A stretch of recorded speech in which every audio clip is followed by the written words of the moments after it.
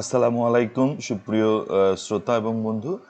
আজকে আমরা আলোচনা করব প্রতিবেশী, সহকর্মী এবং অধীনস্থদের প্রতি সদ্ব্যবহার। সেখানে আসাহিবু বিল জানবি অর্থাৎ অন্তরঙ্গ বন্ধু হতে পারে, আবার এমন লোকও হতে পারে যে জীবনে চলার ক্ষেত্রে সঙ্গ দিয়ে থাকে।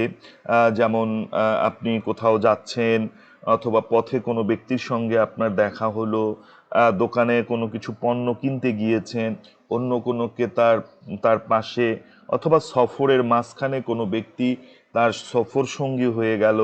এরকম সাময়িক ক্ষেত্রেও এই সঙ্গীর সাথে সদ্ব্যবহার করতে হবে এবং তাকে কষ্ট দেওয়া যাবে না। এবং আমার যারা সহকর্মী বা অধীনস্থ রয়েছে তাদের সাথেও আমাকে সদ্ব্যবহার করতে হবে।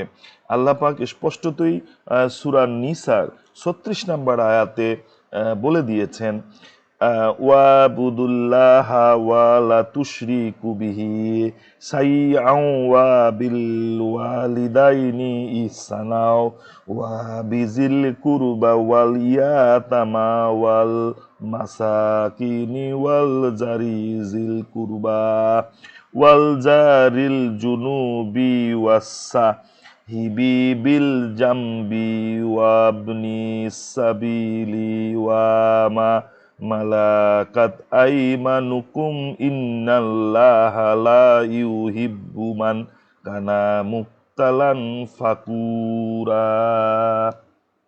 অর্থাৎ তোমরা আল্লাহর ইবাদত করবে, কোনো কিছুকে তার সাথে শরীক করবে না, এবং পিতামাতা, আত্মীয় স্বজন, ইয়াতিম, অভাবগ্রস্ত মানে মিসকিন, নিকট প্রতিবেশী, দূর প্রতিবেশী, সঙ্গী সাথী, মুসাফির ও তোমাদের অধিকারভুক্ত দাস দাসীদের প্রতি সদ্ব্যবহার করবে। নিশ্চয়ই আল্লাহ দাম্ভিক ও অহংকারকারীকে পছন্দ করে না। আমরা যদি মমিন হই এবং আমরা যদি আল্লাহর প্রতি আমাদের যে আনুগত্য এবং যে বিশ্বাস রয়েছে সেই জায়গা থেকে আমরা যদি চলতে পারি, তাহলে নিশ্চয়ই আল্লাহ খুশি হবেন।